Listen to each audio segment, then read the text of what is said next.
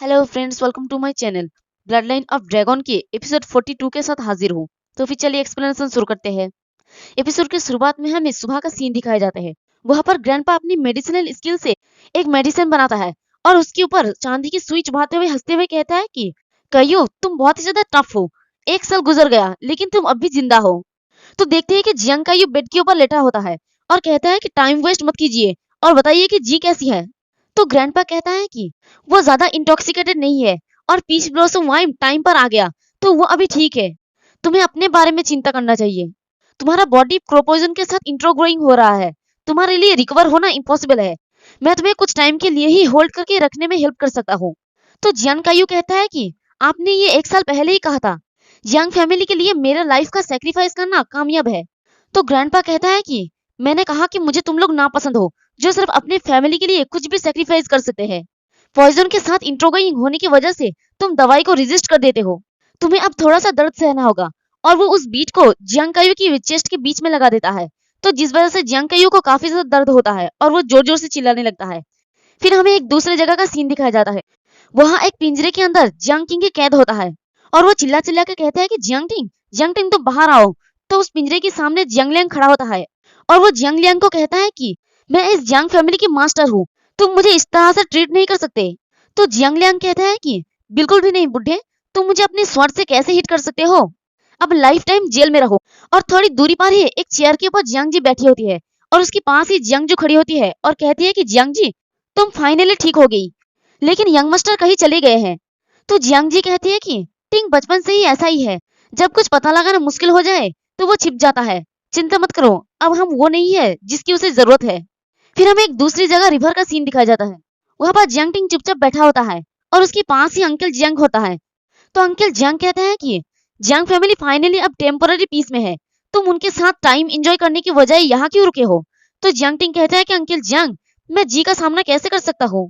तो ये सुन के अंकल जियांग हंसते हुए कहता है कि तुमने जियांग किंगी को पकड़ लिया और अपनी स्ट्रेंथ से जियांग फेंगी को पीछे धकेल दिया। सिर तुम उसे फेस कर सकते हो। तो जियांग टिंग कहता है कि लेकिन ये जियांग फैमिली के लोगों की लाइफ की कीमत पर है। अब सिर्फ एक ही तरीका है जिससे मैं सबको बचा सकता हूँ। पेनलोंग मेंसन की ऑफर को एक्सेप्ट करना चाहिए। मैं बहुत ही कमजोर हूँ। क्या मैं उनके भरोसे के लायक हूँ। तो अंकल जियांग कुछ भी नहीं कहता और जियांग टिंग कहता है कि लेकिन मैंने कहा कि मैं जियांग फैमिली को दोबारा खड़ा करने जा रहा हूँ, लेकिन मैं तो अपने आसपास के लोगों को भी प्रोटेक्ट नहीं कर सकता। मैं जियांग फैमिली की मास्टर बनने का लायक नहीं हूँ। तभी उसके पीछे लियम वुनन आके खड़ी होती है और हंसती हुई कहती है कि जियांग टिंग, मैंने फाइनली तुम्हें ढूंढ ही लिया। तो जियांग टिंग उसकी तरफ देख के थोड़े हैरानी से कहते हैं कि मिस लियू। तो इससे लियम वुनन थोड़ी शर्मा जाती है और कहती है कि घायल लोग अब ठीक है और ब्रदर तुमने कल से कुछ भी नहीं खाया है, इसलिए मैंने कुछ स्नैक्स बनाया है। पता नहीं ये तुम्हें पसंद आएगा या नहीं। और वो उसकी तरफ आगे बढ़ने लगती है। तभी जियांग टिंग अपनी थंडर स्वॉर्ड को एक्टिवेट करके उसके सामने आगे बढ़ा के कहता है कि पेनलोंग मेंसन ने इस मोमेंट पर मुझे सर्व करने के लिए मिस लियू को भेजा है। इसका कुछ और भी पर्पस होंगे। कल तुमने जियांग फैमिली को बचाया था, इसलिए मैं तुम्हारे लिए कोई परेशानी खड़ा नहीं करना चाहता। इसलिए प्लीज जाने के लिए कोई और जगह ढूंढ लो। तो जियांग टिंग की इन बातों से लियू मुनन को थोड़ी बुरा लगती है और वो कहती है कि अगर मैं तुम्हारे लिए कोई बुरा ख्याल रखती तो मैं तब तक वेट करता जब तक कि तुम्हारी जियांग फैमिली डिस्ट्रॉय ना हो जाए और उसे बुलाता जो मेरे काम पूरा करने के लिए मर रहा है। और वो उसकी तरफ आगे बढ़ते हुए कहती है कि तुम जब चाहे मुझे मार सकते हो, मैं एक वर्ड तक भी नहीं कहूंगा। और जाके जियांग टिंग की साइड में बैठ जाता है और उसके लिए जो टिफिन लाई होती है उसे खोलते हुए कहती है कि जब तक कि तुम्हारा मूड ठीक नहीं हो जाता मैं नहीं जाऊंगा। तो उन दोनों का ही नजर एक दूसरे से मिलता है तो शर्मा के दोनों ही अपनी मुंह दूसरी तरफ घूम लेते हैं। फिर मुनान कहती है कि जब से हम फायर आइस फॉरेस्ट से अलग हुए हैं तब से मैं हमेशा तुमसे दोबारा मिलने के बारे में सोचता था, लेकिन इसके बाद मुझे कई चीजों से गुजरना पड़ा। फिर आखिरकार मुझे पेनलोंग मेंसन में लाया गया। मैं ये बताना चाहता हूँ कि मुझे कितना डिफिकल्टीज के सामना करना पड़ा। मुझे नहीं पता कि पेनलोंग मेंसन क्या है। मैं सिर्फ यही आशा करती हूँ कि तुम्हें इसकी वजह से चोट ना पहुंचे।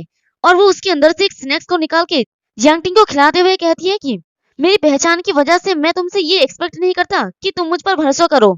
मैं बस यही चाहता हूँ कि तुम मुझे अपने साथ रहने दो। मुझे आशा है कि मैं तुम्हारा हेल्प कर सकता हूँ, भले ही मैं जो कर सकता हूँ वो इनसिग्निफिकेंट हो, क्योंकि मेरी दिल की गहराई में तुम एक हीरो हो जो हमेशा हर किसी को प्रोटेक्ट करता है।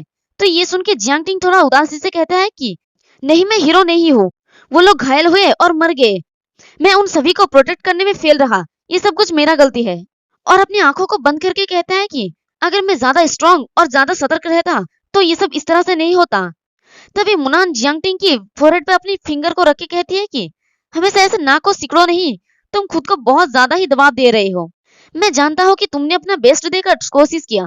जब तुम सभी का इनविटेशन एक्सेप्ट करते हो तो तुम बहुत ही जेंटल होते हो।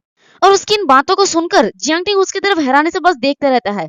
और लियू मुनान कहती है कि तुम्हें सब कुछ अकेले ही झेलने की जरूरत नहीं है, तुम कभी भी अकेले नहीं होते। और मुस्कुराती हुई अपने हाथ को आगे बढ़ा के कहती है कि चलो वापस चलते हैं। तो जियांगटिंग थोड़ी देर उसके हाथ को देखता है और फिर उसके हाथ को पकड़ के उठ के जाने लगता है। और देखते हैं कि वहां पेड़ की झाड़ियों में एक सीसीटीवी कैमरा जैसा कुछ लगा होता है और उन दोनों की सारी एक्टिविटी को लाइव दिखा रहा होता है। फिर हमें पेनलॉन्ग मैंसन का सीन दिखाया जाता है। वहां पर लेफ्ट मैंसन के मैनेजर अपने चेयर पर बैठा होता है और कहता है कि याओ युआन, तुम मुझे ये सब क्यों दिखा रहे हो। तो आप लोगों को याद ही होगा कि फायर आइस्ट फॉरेस्ट में जियांगटिंग ने एक लड़के को मारा होता है जिसका नाम होता है ये याओ सन। तो ये उसका ही भाई है। तो वो ग्रीट करते हुए कहता है कि मिस्टर मैनेजर, लियू मुनान ने जियांगटिंग को सब कुछ बता दिया है। वो शॉर्ट टाइम में जियांगटिंग को हमारे मेंशन में नहीं ला पाएगा। वो कुतिया इसे अच्छी तरह से नहीं कर रही है जो हमारे याओ फैमिली की रिस्पॉन्सिबिलिटी है। प्लीज मुझे इसे जल्दी से करने की परमिशन दे। तो मैनेजर कहते हैं कि झंग ताइलोंग, तुम इसके बारे में क्या सोचते हो। तो याओ युआन के पीछे झंग ताइलोंग भी खड़ा होता है और वो भी ग्रीट करते हुए कहता है कि मुझे डर है कि याओ युआन अपनी पर्सनल हेटर की वजह से ये सब कर रहा है। तो उसकी बातों को सुनकर याओ युआन गुस्से में उसकी तरफ घूरता है। तो झंग ताइलोंग आगे कहता है कि मेरा फादर कुछ टाइम के लिए अंधे हो गए थे जो उन्होंने आपके ऑर्डर के खिलाफ गए, लेकिन झंग फैमिली की लॉयलिटी इससे डिस्ट्रैक्ट नहीं होगी। तो उन दोनों के ही बातों को सुनकर मैनेजर कहता है कि ग्रेट, अब जबकि तुम दोनों ही लॉयल हो तो मैं तुम दोनों को ही जियांगटिंग को मेंशन में लाने के लिए भेजूंगा। तो वो दोनों ही ग्रीट करके वहां से चला जाता है और मैनेजर फिर से जियांगटिंग की तरफ देखने लगता है और कहता है कि जियांगटिंग हंसते रहो, ये तो बस एक शुरुआत है। और इसी के साथ हमारा ये वाला एपिसोड भी खत्म होता है। एक्सप्लेनेशन पसंद आई तो कमेंट करके जरूर बताना, वीडियो को लाइक और चैनल को सब्सक्राइब कर देना। शुक्रिया।